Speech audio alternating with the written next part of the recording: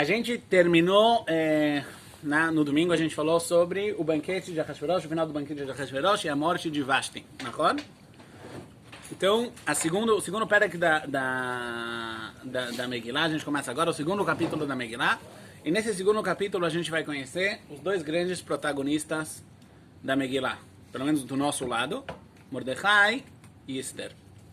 Ahasverosh, ele acorda depois da ressaca de 187 dias de festa, é festa pra caramba, e o Passuco conta que ele sente falta de Vashti. No final das contas ele se arrepende que ele matou Vashti, mas agora é too late.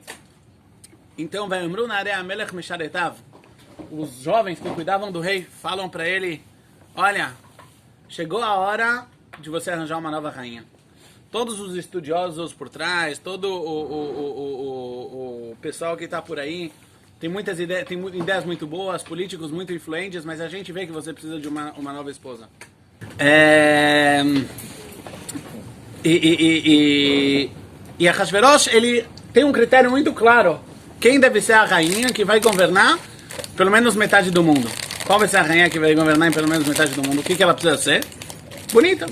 Esse é o mais importante. Ela vai ser influente em toda a política mundial? Não faz diferença. Então, o que Ahasverosh faz? Todo mundo sabe, um concurso de beleza. O que a gente não sabe é que esse concurso de beleza leva mais ou menos... Não, acho que 2 anos, ou eu não lembro agora se são 2 anos ou 5 anos. Vamos dar uma olhada aqui na tabela. No Hashuv Meod. Ahasverosh deu a festa, levaram 3 anos para Esther ser pega e 4 anos para Esther casar com o Ahasverosh. Então, pelo menos 4 anos tinha concurso de beleza. Como é que funcionava o concurso de beleza? Todas essas meninas, elas eram trazidas para o palácio e elas tinham um tratamento de 1 ano. 6 meses em cosméticos, 6 meses no spa. Depois de 1 ano sendo tratados por Regei, Shomer Anashim, elas eram trazidas ao rei. E rei como rei, cada uma tinha direito de pedir o que quisesse para poder vir junto com ela, fazer a festa dos sonhos. Era a festa dos sonhos de cada um, era um super reality, na verdade. É impressionante. O que acontecia com essas meninas? Depois, elas passavam uma noite com o rei. Se o rei não quisesse elas como esposa, elas iam para o harém, porque elas já pertenciam ao rei, a casta real, então elas não podiam voltar à sociedade, e elas podiam ficar no harém a vida toda, sem casar, sem nada. Se o rei chamasse ela, chamou. Não chamou. Quanto as pessoas eram dispostas a sacrificar por um dia de fama, por um dia de ser a estrela. Eu sempre penso, quando eu leio essa parte da Megillah, eu não lembro quando eu era criança, daquele filme do Aladdin, o desenho animado.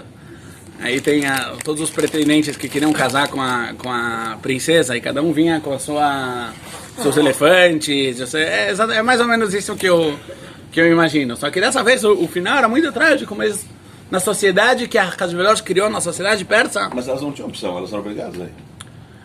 Elas eram obrigadas, mas eu não acho que elas... muitas delas queriam de boa vontade ir ver Ahasverosh. Obrigadas, a gente só sabe sobre Esther que ela foi obrigada. Esther era uma pessoa muito especial. Na verdade, Esther é a antítese de Ahasverosh. Mas antes, para a gente poder entender quem é Esther, a gente precisa entender quem é Mordecai. Logo, no começo do segundo perek da Megillah, a Megillah nos dá a Teudat Zehut de Mordecai, carteirinha de identidade. Ish Yemini Hayab Shushan Abirah. Uma pessoa do Shevet de Binyamin tinha em Shushan Abirah, o Shmo Mordecai. O nome dele era Mordecai ben Yair ben Shimi ben Kish Ish Yemini. Ish Yehudi, eu falei errado. Ish Yehudi Hayab Shushan Abirah. Ele era do reinado de Yehudá, ele era da tribo de Binyamin, mas do reinado de Yehudá. Nossos sábios falam que, na verdade, Mordecai, ele era descendente das 2 tribos. Do lado do pai, ele era de Binyamin, e do lado da mãe dele, ele era de Yehudá. E essas 2 tribos, na verdade, cada uma com a sua característica, elas são muito influentes na personalidade de Mordecai. De um lado, Mordecai, ele é muito, muito humilde. A tribo de Binyamin é a mais nova de todas as tribos, e ela é muito humilde. A gente vê isso, inclusive, com Shaul HaMelech. Shaul HaMelech, essa era a grande virtude de Shaul HaMelech. No final, foi onde ele tropeçou também. Ele foi humilde demais e não soube impor a sua presença quando o povo pressionou ele para não matar o gado de Amalek. De outro lado, ele era descendente da tribo de Yehudá, que é a tribo dos reis, é a tribo dos líderes. E aí a gente vê, bem no Pasuk, o Pasuk fala, Asher hogla mi Yerushalayim, imagolá asher hogletá, et Yechoniah melech Yehudá.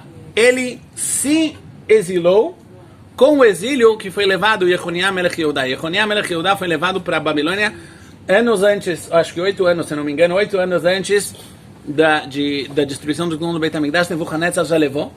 E Mordecai se exilou. Fala o nosso sábio, fala a Gemara, se exilou por si próprio. Ninguém consegue dominar Mordecai. Mordecai é uma pessoa que, se ele acha que agora a Israel está passando por exílio e precisa preparar lá as bases para onde a gente vai, como a gente vai manter o povo em Bavel, ele foi sozinho. E quando Koresh ele dá a declaração dele de voltar, Zerubbabel, que é o líder político de Am Israel, ele sobe, ele vem para Eretz Israel, ele tenta recomeçar a construção do Beit HaMikdash, e junto com ele vem Mordecai. Mordecai vem junto. E ele está aqui tentando construir o Beit HaMikdash. Depois de 2 anos, Koresh ele revoga a permissão da Aliyah. Am Israel não veio. E aí a Kadosh Baruch Hu tirou essa possibilidade. E agora a gente vai entrar num processo novo. Quando Ahasverosh assume o poder, os filhos de Haman, e Haman próprio escreve uma carta convencendo Ahasverosh a parar a construção do Beit HaMikdash. Quando Ahasverosh Haman ainda morava em Karzum, no Golan, eles vêm para Jerusalém, os filhos dele vêm para Jerusalém, e lá eles fazem muitos problemas para os Yehudi. Entre eles, ele escreve uma carta para Ahasverosh parar as obras do Beit HaMikdash. aí depois eles foram para Depois eles vão para parar. É exatamente esse ponto agora. O que Haman faz depois que ele consegue parar as obras do Beit HaMikdash? A gente falou, Haman se alista no exército. Por quê? Porque ele sabe que o exército é o jeito mais fácil de ganhar influência, ou pelo menos o único jeito que ele tem de ganhar influência no governo de Ahasverosh. E ele quer ser influente para ter certeza de que o Beit HaMikdash nunca vai voltar a ser reconstruído. E aí acontece uma coisa incrível. Mordecai larga tudo e se alista no exército junto com Haman. Quantos anos tinha Mordecai nessa época? Quase 100, já falou. Uns 90. A gente falou sobre isso. Mordecai ele era do Sanedrin antes da destruição do Beit HaMikdash. Se a gente chutar bem baixo, ele tinha 20 anos. Se ele era assim... Muito prodígio, ele tinha 20 anos. A gente está falando quase 70 anos depois. Mordecai tinha por volta dos 90 anos. E por volta dos 90 anos, ele se alista no exército de Ahasverosh. Ele vai subindo de posto em posto. Com certeza ele tinha uma força de vontade muito grande. Com qual intenção ele se alistou? Para colar no Haman. Ele sabe que se o Haman agora ele vai receber um posto de influência, ele precisa estar junto, porque esse Haman é um cara perigoso. Ele sabe que os processos, Mordecai a gente vê durante a Megillah inteira, inclusive nesse pera que a gente vai falar bastante sobre isso, ele olha os processos de que acontecem com Am Israel de uma forma muito profunda. Ele é uma pessoa que tem uma visão muito, muito, muito longa, de longo termo. Pensa, vamos parar e pensar, o que vocês diriam se o Rav Chaim Kanievski hoje saísse de Bnei Brak e se alistasse no exército do Trump, ou do Putin? O Trump é mais cara do Ahasverosh. Quê? Até na Tzavá. O que vocês diriam? Quer dizer, não, mas na Tzavá ainda vai, entendeu? Pode entrar assim, não. É nossa na Tzavá no final das contas. Ele vai e se alista no exército dos Estados Unidos. Do outro país. O cara perdeu o juiz. Quer dizer, mas Mordecai não está nem aí. Mordecai falou isso que é certo, então isso é o que eu vou fazer. Depois de vários anos de batalhas que se rebelaram contra Ahasverosh, a gente falou porque Hashem fez isso, já que ele parou as obras do Beit HaMikdash. Quem eram os grandes generais? Haman e Mordecai. Só que tinha uma diferença muito grande entre Haman e Mordecai. Mordecai era um bom general e Haman era um péssimo general. Haman não sabia administrar os recursos que ele tinha. E ele acabou com os recursos dele de uma forma muito rápida. E Mordecai era um cara muito organizado. Ele sabia organizar muito bem como ele ia gastar os recursos e no final sobrou. Eles estavam no Afeganistão, mais ou menos. E aí Haman vira para Mordecai e fala, olha, eu estou com problemas. Eu não tenho como sustentar meu batalhão. Eu preciso que me ajude, eu preciso que você me dê mantimentos. Agora, o que Mordecai faria nessa época, nessa hora? Acho que matar o Haman, deixar o Haman morrer não era uma opção. Ele vira para o Haman e fala para ele, olha, tá bom, eu te dou os mantimentos, mas você se vende como escravo. Você, a partir de agora, se vende como escravo. para mim. Haman não tem muita opção e ele se vende como escravo. E aí tem duas versões, será que onde eles assinaram o contrato? Uma que eles assinaram no papel e Mordecai guardou no sapato, e uma que eles assinaram no próprio sapato. E esse contrato vai ser usado mais para frente, quando Haman passa na frente, todo mundo se curva para Mordecai, Mordecai mostra para ele, olha, eu não vou te curvar para você, não vou me curvar para você, porque na verdade você é meu escravo. Inclusive, isso talvez é um pouco de Torá de Purim, mas dizem que Haman, ele era Yehudi, Kachas Yotze. Porque era um Evet Knani. Todos os Machemot que tem na Mas aqui quem estudou Kiddushin tem que saber. Aí quando Mordecai quando você compra um Evet Knani, ele precisa fazer Giur, né? Ele vira meio Yehudi. Quando Haman virou primeiro-ministro, provavelmente Mordecai fez Yush da Avdu dele. Então o que é o ordem de um Evet Knani que vira livre? Ele é judeu. Então Haman provavelmente era judeu. Eu não sei se isso é verdade ou não, mas com certeza a linha de pensamento. Para Purim é bom. Para Purim é bom. Eles ganham, eles conseguem, Haman e Mordecai conseguem ganhar as batalhas e assumirem os postos mais importantes da corte de Ahasverosh. Quais são o posto mais importante na corte de Ahasverosh? Ministros. Que ministros? Ministros do vinho. O ministro do vinho, assim está escrito Kirtzon Ish Vaish, tinham duas pessoas que eram os mestres de cerimônia no banquete de Ahasverosh. Um era Haman e outro era Mordecai. Por que eles ganharam isso? Como recompensa pelas conquistas, pelas batalhas na guerra. Só que a história não para por aí. A gente tem um problema. Mordecai ganhou isso por mérito próprio e Haman, como é que ele ganhou? Haman, ele tem uma qualidade muito, muito grande. Ele é ótimo em relações públicas. Haman, ele sabe mostrar muito bem, ele sabe ganhar o crédito muito bem da vitória de outras pessoas. Tem quem explica, por isso que daí que a gente vê que a profissão de Haman, o que Haman fazia antes de ser Haman? Antes de ter aquele chapéu triângulo, o que ele fazia? Ele era barbeiro. Assim o Midrash traz. Ele era barbeiro, Haman era barbeiro. Mordecai, quando ele vai cortar o cabelo de Mordecai, ele fala, você sabe muito bem como é que se faz, na verdade. E Haman era barbeiro. Então eu li aqui no livro do Rav Ariel Weinreich que ele traz uma explicação que Haman era barbeiro porque exatamente ele era mestre em expressar para fora, em exteriorizar, mostrar para fora quem você é. Não uma pessoa interna, e sim uma pessoa exterior. A gente vai falar de Haman no próximo capítulo, quando ele sobe. Então Haman, ele também ganha o crédito. Ahasverosh, ele não está muito afim de dar o crédito para Mordecai. Então ele dá para ele ele manda Mordecai ser responsável de um lugar muito importante. O Forte de Shushan. Sabe o que é o Forte de Shushan? É mais ou menos Piraporinha. É o fim do mundo. Não tem nada em Shushan. A única coisa que provavelmente tinha em Shushan era... A única coisa que tinha em Shushan provavelmente naquela época era uma marcenaria.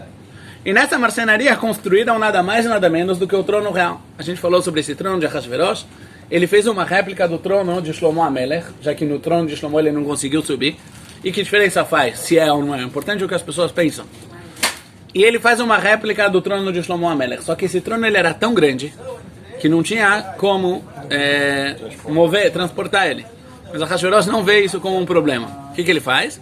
Ele constrói uma cidade em volta do trono. Zelobaia. Se não dá para trazer o trono para a capital, a gente vai construir a capital em volta do trono. E você vê como Hashem, ele mexe as coisas. De repente, Mordecai, que foi mandado para Shushan, para ser exilado, para ser esquecido, para nunca mais ser lembrado na história, ele está Bemerkaz Hainanim. Ele vira o centro do povo. Esse Mordecai, ele cria uma menina chamada Esther. Agora, tem muitos tzadikim. Aliás, antes da gente falar isso, dá para entender também por que o povo não foi atrás de Mordecai. Quando Mordecai fala para não ir no banquete de Ahasverosh, Mordecai não é exatamente a figura de um líder religioso clássico. Entendeu? Ele era do Sanhedrin, depois foi para o exército de Ahasverosh, aí virou político. E agora você fala para não ir. A gente vai se apegar ao mainstream, ao meio, ao normal. Qual como alguém atinge um nível tão elevado como Mordecai? Mordecai, a gente vai ver, ele tem uma visão muito, muito profunda da história. A resposta disso talvez está colocada, assim, o Rav Oided Volansky, ele explica que isso está colocado no fato de Mordecai criar Esther. Existem muito poucas pessoas na nossa história que eles eram tão dedicadas à Torá, que eles não encontraram tempo para casar. A primeira delas é Moshe Rabbeinu, que aliás hoje é o Yortzeit de Moshe Rabbeinu. Zayin Adar. Hoje é Zayin Adar. O dia que ele nasceu e o dia do falecimento de Moshe Rabbeinu. Outra a gente conhece é Ben Azai. Para quem conhece na Gemara, alguém sabe qual é o primeiro nome de Ben Azai? Rabi Shimon Ben Azai. Mas por que não chamam ele de Rabi Shimon Ben Azai? Porque ele nunca casou. Moshe Rabbeinu não casou. Moshe Rabbeinu casou e Hashem falou para ele se separar, já que ele tinha nevoado o tempo todo.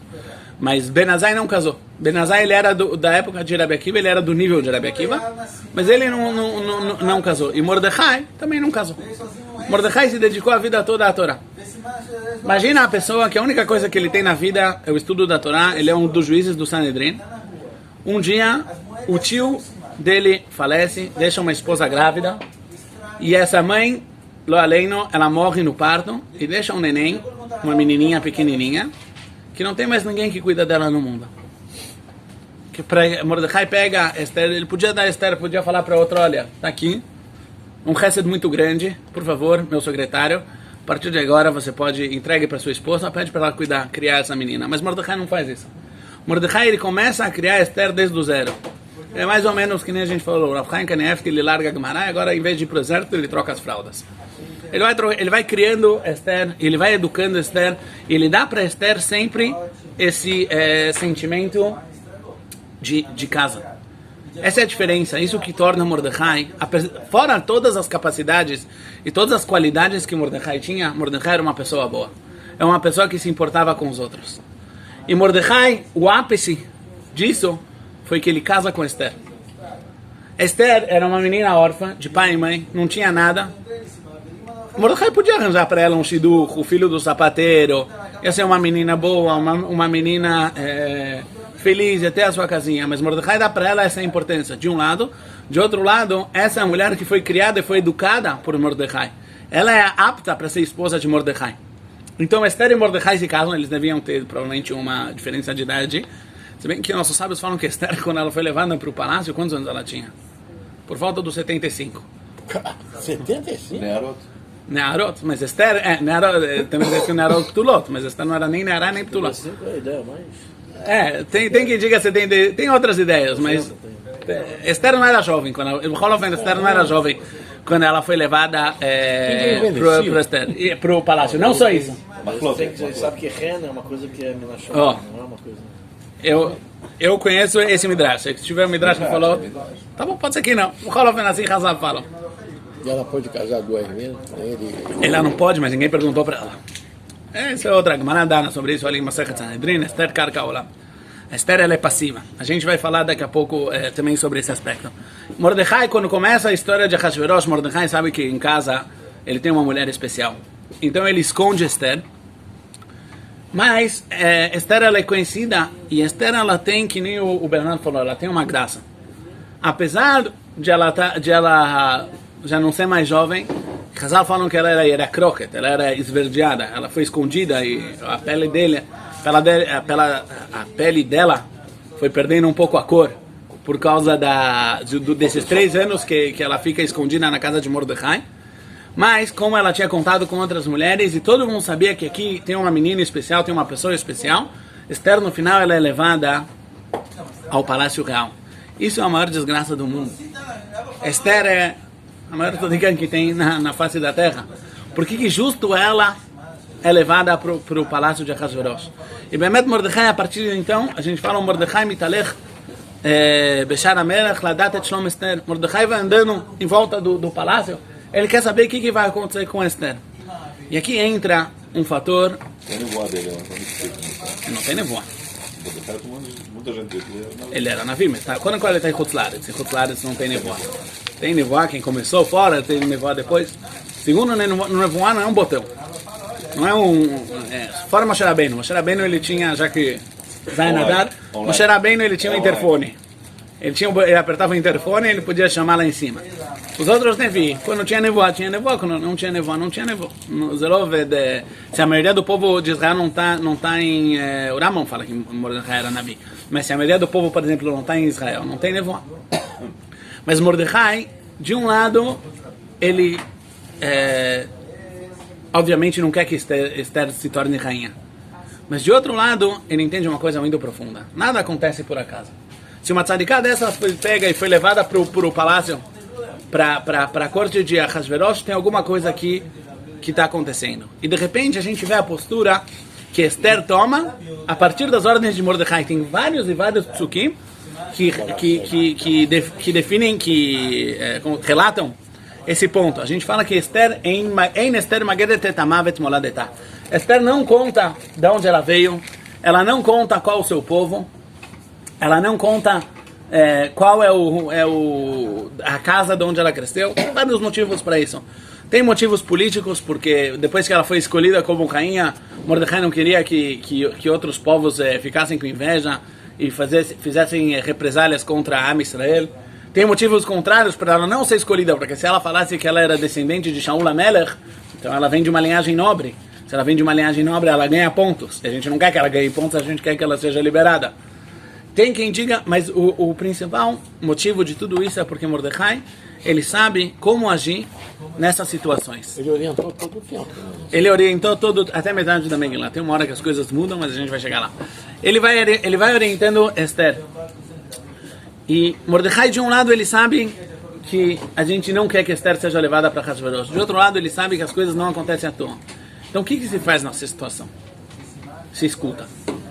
Esther, ela é a antítese de Ahasverosh. Se a gente falou até agora como Ahasverosh está sempre preocupado em se mostrar, em mostrar a todo mundo os seus tesouros, mostrar a todo mundo a sua esposa, mostrar o importante é o que as pessoas veem. De repente ele conhece uma pessoa que ela nem conta qual é o povo dela. Ela nem conta qual é a família dela. Ahasverosh de várias e várias formas tenta convencer Esther a contar de onde ela veio. De um lado, ele faz descontos para todos os países. Ele vai baixando os impostos em todos os países. E para ver quando é que a Esther vai ficar feliz que baixaram os impostos do povo dela. A única coisa é que ele não sabe que o povo dela já não tem país nessa altura do campeonato. Ele também, Ahasverosh, ele faz um segundo concurso, assim está escrito na Megillah, o Beikabetz Betulot Sheini. Ele junta as meninas de novo e como se fosse fazer um segundo concurso de beleza. Você já tem rainha, para que quiser de uma segunda? Não, para dar ciúmes para Esther. E ele toma várias e várias medidas. E de um lado, ele não entende o que é essa pessoa. O que é esse ET que vive numa sociedade que ela é toda exterior, que ela é toda se mostrar, e tem aqui uma pessoa que de um lado ela não fala, ela vive sempre no seu mundo interior, e de outro lado ela exterioriza uma graça muito forte. Todo mundo que chega perto de Esther se sente próximo a ela. Vocês conhecem esse tipo de pessoa? Existem pessoas assim, pessoas especiais, que o interior delas é tão forte, é tão radiante, que todo mundo se sente que ele é próximo dela. Todo mundo se sente que eu sou parte do clubinho da Esther. E Ahasverosh... Não, eu estou tomando, obrigado, desculpa. Ahasverosh, ele entra nessa situação. A Gemara conta que Esther karka olam haita. A Esther, a pergunta é, como é que Esther podia casar? Ela precisava dar a vida. Então a Gemara fala que um homem ele tem que dar a vida, mas as mulheres, como elas são passivas no casamento, na relação, elas não precisam dar a vida por causa de arayot. Nossos sábios explicam de forma mais profunda que Esther, na verdade, encarna aqui a posição que Am Israel tem quando ele está na Galut. Am Israel, quando ele está da sua forma normal, da sua forma sadia, ele é um povo muito, muito influente. É um povo que fala. É um povo que expressa a sua vontade e a vontade de Hashem. Para poder falar, ele tem que escutar. Ele tem que escutar a voz de Hashem que vem de Har Sinai. Ele tem que escutar a voz de Hashem que passa pelos Neviim. E ele vai expressando através disso toda a verdade e trazendo ela para o mundo.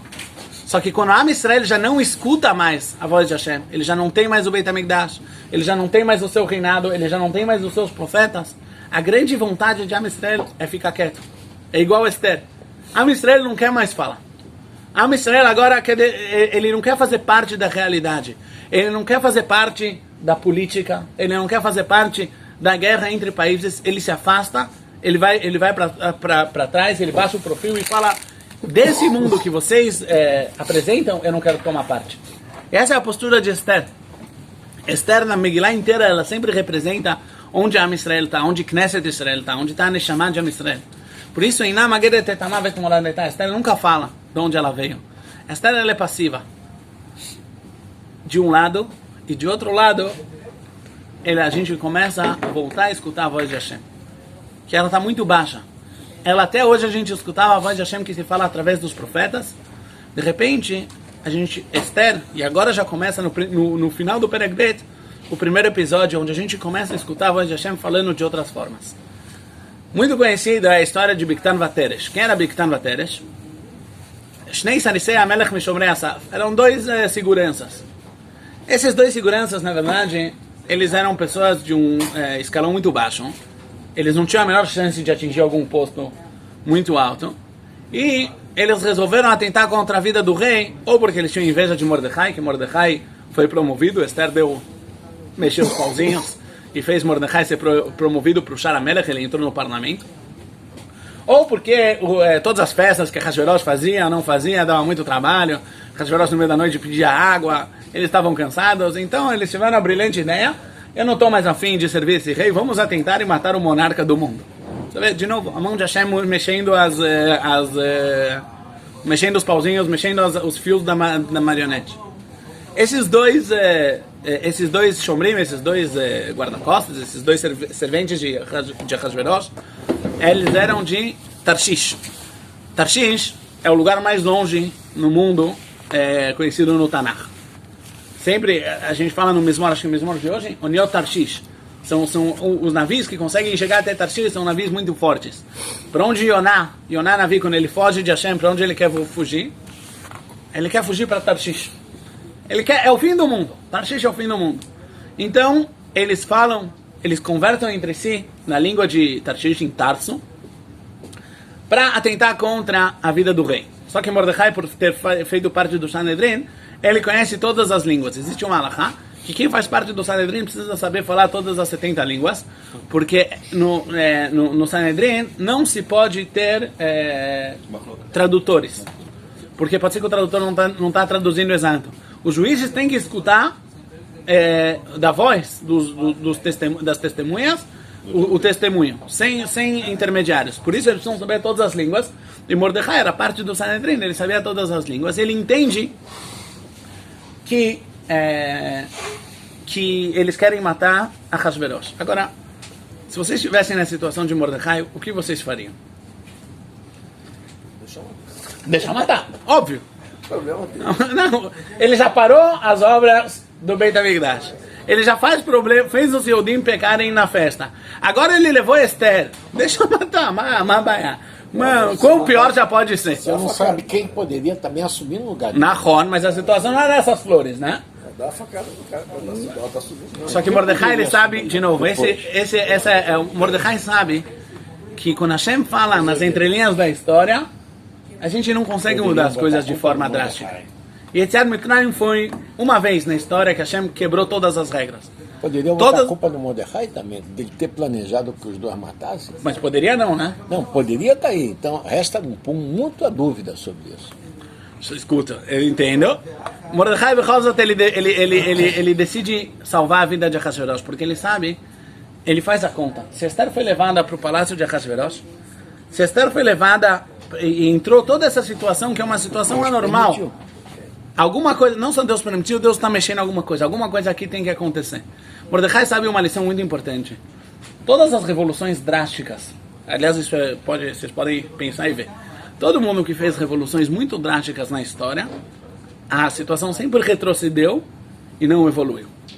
Quando você quer mudar as coisas, não adianta os bang vegamar. Não adianta dar um boom e falar, tá, agora acabou e salamat. Tem que saber construir. Tem que saber construir onde a Am Israel está.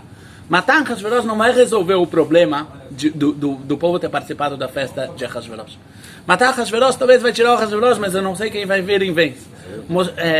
Mordecai ele está muito ocupado, muito atento a escutar a voz de Hashem. Então ele anda junto com os planos divinos. E ele fala para Esther fala para Ahasverosh, e aí a Megrá fala para a gente em nome de Mordecai. Quando Ahasverosh escuta, eles vão checar, será que realmente aconteceu? Encontram que realmente Bigtan Vateres queriam matar, eles botaram uma cobra no copo do rei, uma cobra venenosa para o veneno dela ir para a água e o rei morreria. Eles penduram Bigtan Vateres, esse era o esporte predileto da Pérsia, era pendurar pessoas. E Mordecai recebe a sua recompensa. Qual é a grande recompensa que Mordecai recebe? Salvou a vida do rei. Nem isso. Mordecai ele foi anotado nos registros reais. Aliás, está escrito que ele foi anotado nos registros pessoais, nos diários de Ahasverosh e não nos registros oficiais, porque Ahasverosh ele conhecia o Haman. Ele sabia que o Haman um dia podia apagar as coisas que estão nos arquivos do governo. Então ele botou isso nos seus arquivos pessoais. Isso. A pessoa acabou de salvar o rei. E a única coisa que você faz para ele é escrever ele no seu diário. Bota Tzalash. Nem Tzalash. Nem Tzalash. O Tzalash vai vir depois. Mas aí no diário... Aí Shasheramele Hafetz Beikaro é o Tzalash. Aqui nem o Tzalash ele recebeu. Ele recebeu um registro. Uma nota, um footnote. Ele nunca vai esquecer. Vai ler. Ou ele nunca vai ler. Precisou um malach vir, deixar o Ahasverosh com insônia, abrir a página sempre no mesmo lugar para ele poder ler, porque Ahasverosh queria muito poder esquecer de Mordecai. Só que, assim, de novo, a gente vê a mão de Hashem na história. Cada uma dessas coisas podia ser uma coincidência. Podia ser uma coincidência que Basti morreu, e uma coincidência que Esther foi pega, e uma coincidência que Ahasverosh queria ser morto, e uma coincidência que Mordecai ele não recebeu a sua recompensa, mas no final das contas... Congruência de pessoas certas no lugar certo. Exatamente, uma congruência de pessoas certas no lugar certo, na hora certa. No final das contas, os pontos vão se juntando. Só para terminar, eu queria falar um último ponto, que a Gemara em Masechet Megillah fala: Kol haomer davar b'shem umro, mevi geulá la'olam. Toda pessoa que diz algo em nome, na sua fonte, traz geulá, traz redenção para o mundo. De onde a gente sabe isso? De Esther. Esther falou para Ahasverosh b'shem Mordecai, em nome de Mordecai, e com isso veio a geulá para Am Israel mais para frente, quando Ahasverosh voltou a ler o livro e deu a recompensa para Mordecai, e como a gente conhece o final da história. Por que a pessoa que fala as coisas em nome da sua fonte, traz geulá para o mundo? Então tem duas explicações, uma sobre a outra, as duas são corretas. A primeira explicação é a humildade. A pessoa que fala as coisas e sempre cita a fonte, ele é humilde, ele sabe que não é dentro dele. Primeiro, ele não é o centro. O problema do mundo, o centro do mundo não gira em volta de mim. Se eu não sou o centro e eu estou aberto a receber de outros, eu dou muito mais espaço de Hashem agir na minha realidade, de Hashem se revelar no meu mundo. Eu estou aberto a receber a influência divina. Mais do que isso, a pessoa que que sempre lembra a fonte de tudo, no final das contas, ele é o que vai ter a força de ganhar do mal. Porque no final ele vai saber conectar todos os pontos e religar todos os pontos ao seu ponto original, Hashem, a fonte de onde tudo saiu. Quando eu vou trazendo, eu vou falando em nome de, no final das contas, o nome que vai se revelar aqui vai ser o nome de Hashem. E aí a gente termina o segundo capítulo e a gente passa para o terceiro, Tokpo Shel Haman. Agora começam os problemas. Quinta-feira. Tchau.